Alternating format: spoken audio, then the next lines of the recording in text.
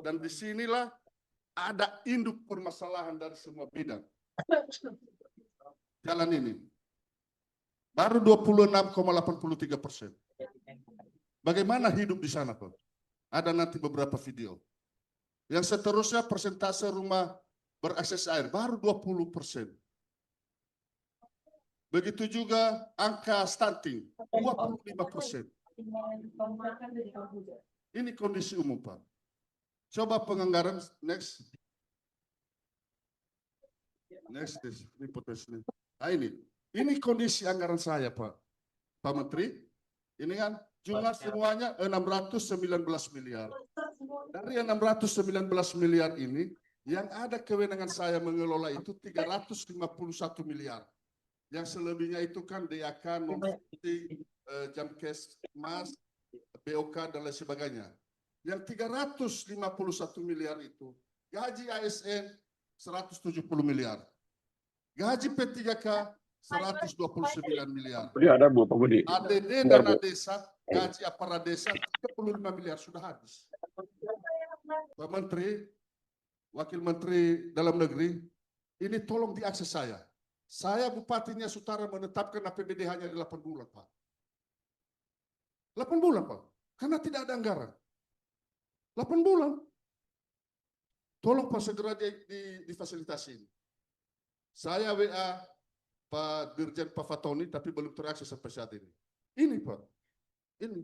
Dari 619 miliar ini, hanya 10 miliar 500 juta fisik. Tadi saya sudah jelaskan, DAK 10 miliar, dari APBD 500 juta. Tidak ada. Makanya para OPD saya itu Pak, ada yang 300 juta anggaran dalam setahun. Dalam setahun. Makanya saya ke Jakarta ini hanya bersama Kepala Baperinda, Pak. Fighter kami. Ya, dan ini pun satu kamar kami. Tapi beda ranjang. ya, ini kondisi, Pak. Sedih rasanya memang. Walaupun ganteng saya ini, tapi hatinya lagi menangis, Pak. Ah, ini kondisi umum. Oke, tepuk tangan untuk itu semua. Oke, ini kondisi ya. Ini kondisi. Selanjutnya, beberapa video, coba video kita, Bapak Perinda. Nah ini, bagaimana kondisi ketertinggalan di sana? Ini. Dan kami setiap hari saat datang dan pulang sekolah. Anak sekolah ini Pak di SD Fekna jalan kaki 4 kilo per hari. Next, karena waktu.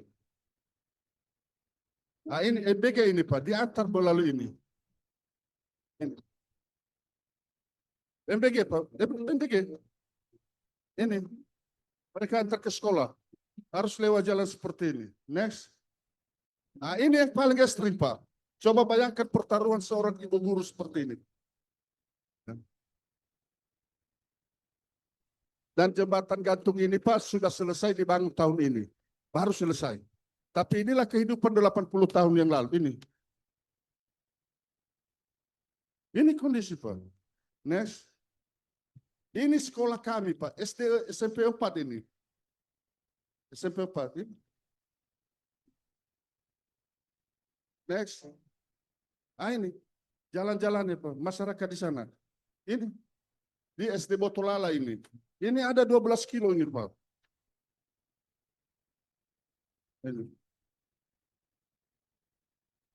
Ini kondisi masyarakat. Ini anak sekolah Pak. Nanti anak sekolah ini mandi di sungai sebelum mereka ke sekolah.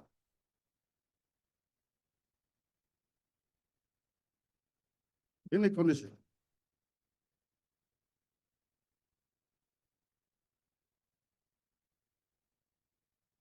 Nah, ini setelah mereka membawa bahan getah tadi karet, mereka mandi di sini, baru menuju sekolah mereka.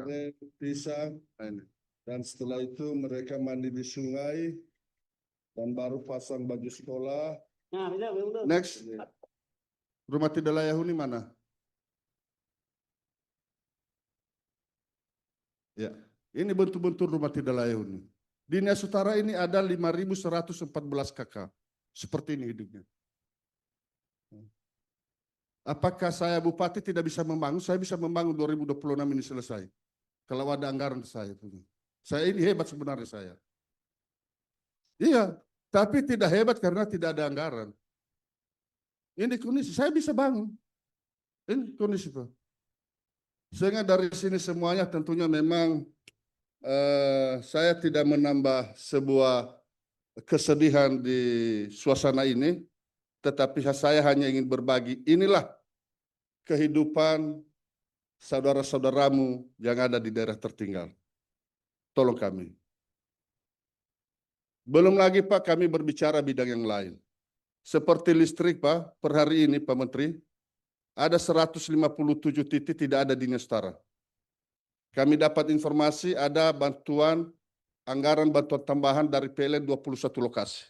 Dalam pikiran saya, kalau dibangun 30 lokasi saja per tahun, artinya 5 tahun lagi. 5 tahun lagi. Jaringan internet per hari ini ada 42 blank spot, Pak. Makanya ada billboard yang dikasih Bapak Presiden itu ada di rumah per hari ini, tidak dipakai. Tidak ada jaringan listrik, tidak ada internet. Malah saya minta kepada kepala sekolah untuk kita kasih ke sekolah yang lain. Dia tidak mau kasih. Katanya mana tahu ada 5 tahun lagi, ya baru kami pakai. Tidak mau dipakai, Pak. Itulah kehidupan. Ya belum lagi akses yang lain, Pak. Sementara kita ada potensi juga di sana. Kelapa puluhan ribu hektar. Saya terus ekspos ini. Puluhan ribu hektar. Laut mati kita cocok untuk garam.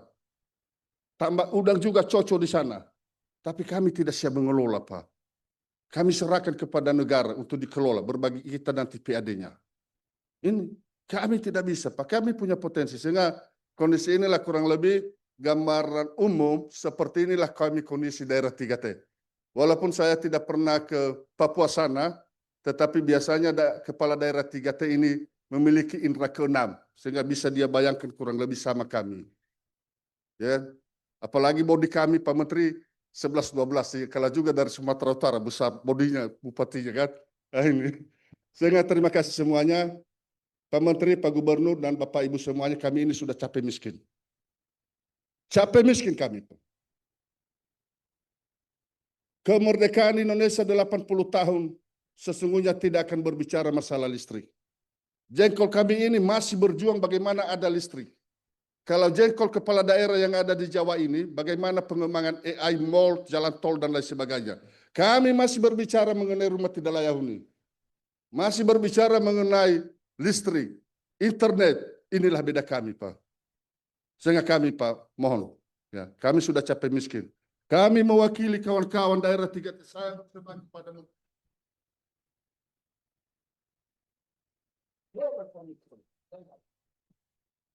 tidak ada terangnya, Pak Menteri. Benar ini.